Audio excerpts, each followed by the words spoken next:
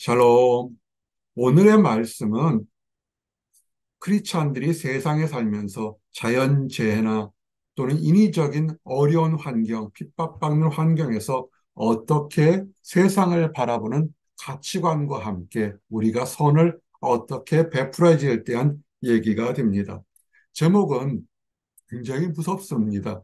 회개하지 않으면 망하리라고 증거되어 있지만, 그러나 이 말씀이 누가복음 13장 1절부터 17절 말씀에서 우리가 올바른 신앙에 대한 것을 보는 것으로 정죄함보다는 소망을 가질 방향에 대해서 증거하고 있습니다.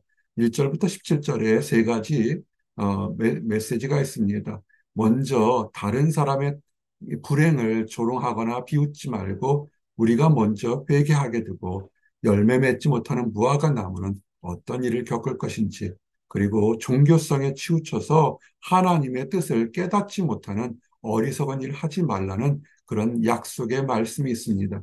첫 번째, 회개하고 돌아보라는 것입니다. 예수님께서 말씀을 증거하고 제자들에게 양육할 때 어떤 사람들이 와서 빌라도가 갈릴리 사람의 피를 제물에 섞었다라고 했었습니다. 이 말을 어떻게 보게 되면 조금 이해하기 어려운데, 이것은 무슨 얘기냐면 거룩한 이스라엘 백성들이 제사나 또는 그들의 신앙생활 할 때 이를 탐탁치 않게 여기는 로마 병사들, 군인들이죠. 그 사람들이 집단적으로 애매히 어, 그들을 처형하거나 희생하거나 핍박을 했습니다. 빌라도 총독에 있을 때. 근데 그 얘기를 갖다가 예수님께 아뢰니다. 어쩌면 그럴 수 있죠. 이스라엘 백성들이 애매히 희생당하는 것을 통해서 알 수 있는데, 여기에는 교묘한 함정이 있습니다. 그 당시에 이렇게 로마 병사들의 못된 만행이 있게 되면 그 당시에는 대제사장들과 서기관들이 있어서 로마와 함께 교통하는 방법이 있었습니다. 근데 예수님께는 그런 권한을 인정하지도 않았고 인정하려고도 하지 않았는데, 지금 어떻게 하면 빌미를 잡을까, 어떻게 하면 함정에 빠질까 하고 이렇게 로마 사람들이 갈릴리 사람, 이스라엘 사람들을 핍박하고 희생하는데 어떻게 생각하십니까? 라고 정치적인 이슈나 또는 다른 이슈로 예수님을 이끌려고 하는 것입니다. 그럴 때 예수님께서 그들의 그 질문 자체가 순수하지 않은 것을 알고서 얘기를 합니다. 그들이 핍박받거나 목숨을 잃거나 처형당한 것이 너희들이 보기에는 죄가 많아서 그렇게 핍박받은 것으로 생각하느냐? 아니라는 것입니다. 그들이 애매히 고통받을 수 있고 또는 순교할 수도 있는 것인데, 마치 살아남은 그 당시에 그들을 비난하고 고발하는 사람들이 너희들이 특권이 다른 사람보다 더 선해서 벌을 받지 않은 것이 아니다라는 것입니다. 우리 말 속에 자기 눈에 들보는 있지만 다른 사람 눈에 있는 티끝을 본다고 우리는 얘기하죠. 먼저 있을 때 다른 사람의 허물보다 내 안에 있는 들보의 나쁜 것을 먼저 돌아보고 회개하셔야 됩니다. 그리고 중요한 것은 회개하지 않으면 그렇게 재앙을 떠들면서 의분 관계했던 그 재앙이 그 사람에게 있을 수 있다는 것입니다. 제가 이 말씀을 설교하면서 제가 입에 부정적인 얘기, 험담하는 얘기, 질투하는 얘기, 이간질하는 얘기를 안 하려고 엄청 주의하면서 말씀을 준비했습니다. 왜냐하면 내가 옳아요. 내가 옳으면서 다른 사람의 험을 잡다 보다 보면 나도 모르게 그것이 나에게도 올무가 돼서 나도 그와 같은 재앙을 겪을 수 있다는 그런 생각이 들면서 우리가 회개하고 겸손하고 하나님 보시기에 다 부족한 그릇이라는 것을 아셔야 됩니다. 그리고 또 하나, 자연재해, 그 당시 실로암에 있던 망대가 무너지면서 18사람이란 무고한 생명이 죽었습니다. 한국 같으면 백화점이 무너지고 다리가 무너지고 또는 어떤 곳에 가서 좀 참담한 일이 벌어졌을 때 감로열박하고 누구 탓이냐 누구 탓이냐 합니다. 정말 안타까운 일이고 그 중에 한 사람이라도 아는 사람이 있다면 부르르 떨 수밖에 없습니다. 근데 우리가 중요할 것은 먼저 우리 자신을 돌아보자는 것입니다. 남을 탓하는 건 쉽습니다. 그 사람의 죄가 있었을 것이라고 남을 정죄하는 건 참 쉽습니다. 누구 어떤 사람이 아프거나 다른 사람보다 성공하지 못하거나 유약하거나 연약할 때 뭔가 우리 신앙인들이 저 사람은 뭐 때문에 저렇게 은혜 받지 못한다라고 어쩌면 그런 마음을 가질 수 있을지도 모르겠습니다. 이 마음이 굉장히 옳지 않다는 것입니다. 하나님 보시기에 우리는 다 50보 100보 거기서 거길 수밖에 없습니다. 조금 더 의롭게 보일 수는 있겠지만 그러나 하나님 보시기에는 다 죄인들이었고 하나님의 은혜로 우리가 거룩함을 받았기 때문에 정죄하기보다는 오히려 연민의 정을 가지고 얼마나 아플까, 어떻게 하면 해결하고 따뜻하게 위로할까를 돌아보는 것입니다. 그리고 다시 한번 예수님께서 말씀하시죠. 그렇게 정죄나 비방과 다툼을 한다면 너희들도 그와 같은 것으로 망할 수밖에 없다. 그러니 돌아보라는 것입니다. 이것은 실질적으로 우리 삶에 적용할 수 있는 중요한 메시지인 것 같습니다. 정죄나 비난보다 연민과 하나님 앞에서 돌아보는 마음이 필요합니다. 그리고 이것은 또한 그 6절 말씀과 연관이 되어 있습니다. 한 주인이 포도원에 무화과를 심었습니다. 좋은 곳에 포도밭도 좋지만 거기서 무화과를 심어서 열매를 구하려고 기다렸는데 그런데 하루, 한 해, 두 해, 세 해를 겼는데 열매를 맺지 않았습니다. 첫 해는 어쩌면 그럴까 보다 못했는데 기다려도 열매를 맺지 못하니까 분노하셨죠. 그래가지고 그렇게 쓸모없는 나무 같으면 차라리 그 나무를 찍어버리면 다른 나무, 포도나무를 심을 수 있고 다른 나무를 심어서 오히려 열매를 맺을 수 있으니까 찍어버려라고 하인들에게 얘기를 합니다. 그럴 때 한 하인이 얘기합니다. 주인님, 올 한 해만 한 번만 참아 주시옵소서. 올해는 내가 그 나무 주변에 고랑을 더 깊이 파고 거름도 많이 주고 물도 많이 줄 테니까 한 번만 더 관용을 베풀어 주시옵소서. 저는 이것이 제 목회하는 하나의 목회 철학이자 또한 우리 모든 성도들이 이렇게 해야 된다고 봅니다. 우리 성도들 중에서 믿음이나 또는 인격이나 또는 대인관계가 참 모범이 되는 사람이 있습니다. 그런 사람이 있는가 하면 또 반대로 참 세월이 오래 갔는데도 열매는커녕 참 안타까운 사람들이 있습니다. 그럼 어떻게 할까요? 정죄할까요? 아니요. 이 은혜로운 종의 말씀처럼 한 번만 더 기회를 주십시오. 한 번만 더 기회를 주십시오. 좀 더 사랑을 주고 좀 더 관리를 할 테니까 그래도 그러면 아마 열매가 맺을 겁니다. 그런데 그렇지 않으면 그 다음엔 주인 뜻대로 하시옵소서. 이게 참 중요한 겁니다. 우리가 사역을 하거나 어떤 것을 일을 할 때 내가 의욕이 있으면 내가 죽나 막 열심히 합니다. 근데 그것은 지나친 열정이 아니라 무지한 열정이 있습니다. 우리 주님께서 그만해라 그러면 어떻게 했습니까? 멈춰야죠. 계속해라 그러면 계속해죠. 우리 주님의 말씀은 관리하는 종이 똑같이 잔인하게 무자비하게 그 말씀 끝나자마자 딱 찍어서 버리는 것보다는 그래도 주님께서 자비하고 사랑의 하나님이신 것처럼 한 번 더 기회를 주시면 안 되겠습니까? 하는 중보하는 마음을 원하셨을 겁니다. 근데 이 현명한 종이 그렇게 얘기하고 하면서 그러면서도 모든 심판은 결정은 누가 합니까? 주님이 하죠. 이 종이 하는 거는 아니죠. 이것이 참 중요한 것입니다.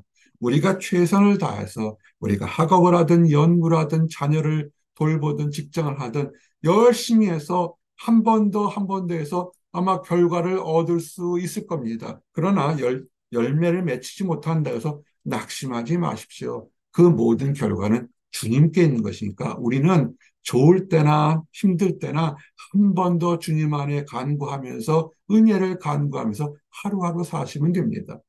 근데 이렇게 은혜를 간구하며 살려고 하는데 아주 말씀을 제대로 이해하지 못한 유대인들의 모습이 나옵니다. 예수님께서 안식일에 회당에서 가실 때입니다. 유대인들은 안식일을 굉장히 중요시하겠죠. 그날은 말씀만 하고 예배만을 전부로 드리는 것인데 18일 동안, 18년 동안이나 귀신 들린 한 여인이 허리가 꼬부러져서 쓰지 못하는 여인이었습니다. 얼마나 고통스럽겠습니까? 근데 예수님께서는 보시고 이것이 질병에 의한 것인지 귀신의 장난인지를 바로 아시고 자비심을 베풉니다. 그리고 말씀하시죠. 여자여, 내가 내 병에서 놓였다고. 예수님께서 말씀하시니까 사단 마귀가 도망가니까 바로 여자가 병에서 낫죠. 그랬더니 여자가 이 여자를 위해서 안수까지 하셔요. 그냥 말씀하시는 것이 아니라 안수하시면서 직접 사랑의 표현을 하면서 겸손의 표시를 하게 됩니다. 여자가 곧 펴고, 곧이란 단어에 굉장히 중요하죠.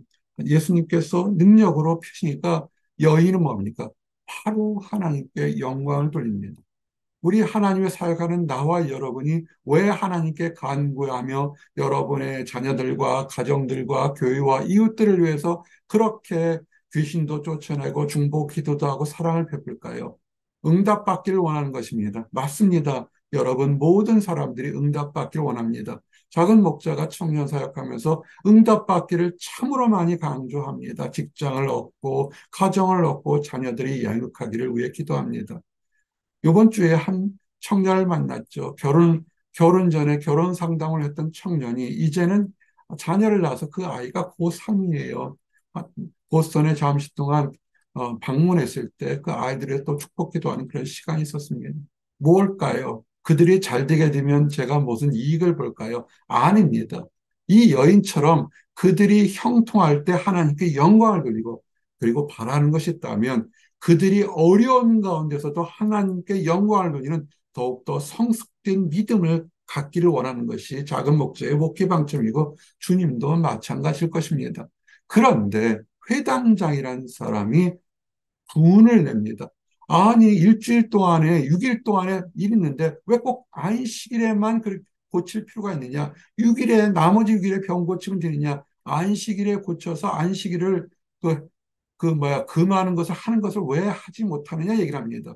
이 말이 맞을 것 같죠. 안식일이 거룩하니까, 거룩하게 예배 지난 날이니까 안식일을 지키는 것도 좋은데, 그러나 예수님께서 얘기하죠. 누가복음 12장 첫 마디가 뭐였습니까? 수많은 사람들이 서로 다칠 정도가 되는 수많은 사람들에게 예수님께서 하신 말씀, 제자들이 아니라 바리새인의 외식을 주의하라.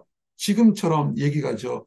이 회당장의 얘기는 맞습니다. 안식일은 거룩하기 때문에 하나님께만 예배드리는 이 하나님께 예배가 인생의 우선순위가 돼야 된다고 믿었지만 그러나 자신들도 그들의 양이나 소나 나귀가 목마르면 밖에 나가서 그 목마름을 해결해서 밖에다 풀어줍니다. 근데 이 회당장이 외식을 한 거죠. 뭡니까?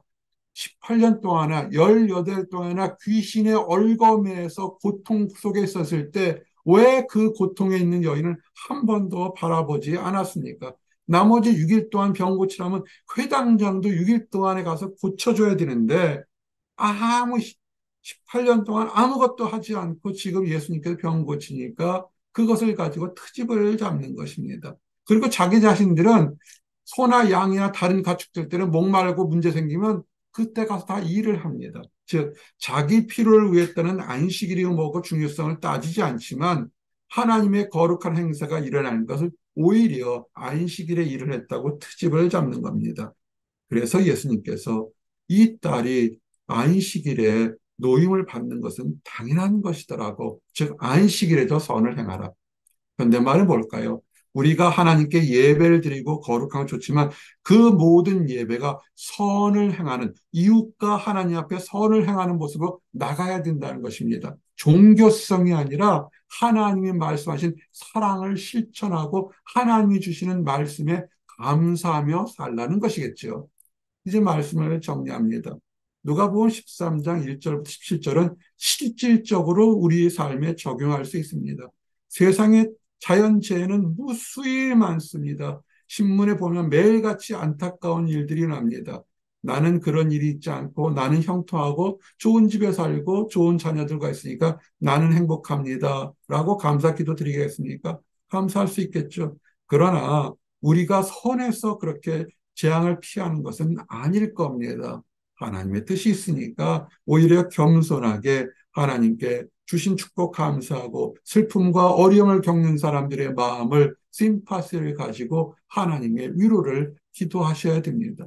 그리고 이렇게 축복을 오래 받았는데도 한 해, 두 해, 세 해, 10년, 20년, 30년 받는데도 변화가 되지 않는다면 그러나 마지막 날에는 찍어버려버리는 무서운 심판이 있습니다. 지금 선한 하나님의 종들이 하나님의 천사들이 하나님 심판을 줄 것을 한 해만 더, 한 해만 더, 또 그 우리 주님까지도 우리를 위해서 오래 참으시는 모습을 보시고 우리가 아무 일이 없다고 우리가 선하다고 착각하지 마십시오. 오히려 더 겸손하게 돌아보셔야 됩니다. 우리가 예배를 드리고 우리가 안식일을 지키고 우리가 하는 것은 선을 베풀고 하나님께 영광과 찬양을 돌리기 위한 것입니다. 이 말씀을 통해서 나와 여러분이 새로운 소망 가지시기를 원합니다. 기도하시겠습니다. 하나님 감사합니다. 세상에 있는 자연재해와 일생의 삶을 돌아보게 하심을 감사합니다. 내가 다른 사람보다 낫다는 선민의식이나 교만한 마음, 이간질하는 마음을 버리게 되고 하나님 앞에서 겸손하며 아버지 겸비하며 하나님이 주시는 연민의 정으로 세상을 바라보고 힘들고 연약하며 또한 하나님을 알지 못하는 사람들에게까지도 복음을 증거하도록 따뜻한 마음을 가질 수 있도록 인도하여 주시옵소서. 먼저 회개하고 먼저 겸손하게 하나님의 뜻을 바라볼 수 있도록 인도해 주셔서 우리의 삶에 오랫동안 기다리셨던 하나님의 인내와 자비심을 바라고 삶의 참된 열매를 맺으며 그것이 평일이든 주일이든 모든 주어진 삶 속에서 감사와 찬양과 기도와 선한 행위가 차고 넘치도록 허락하여 주시옵소서. 늘 감사드립니다. 예수 그리스도 이름 받들어 기도드렸습니다. 아멘.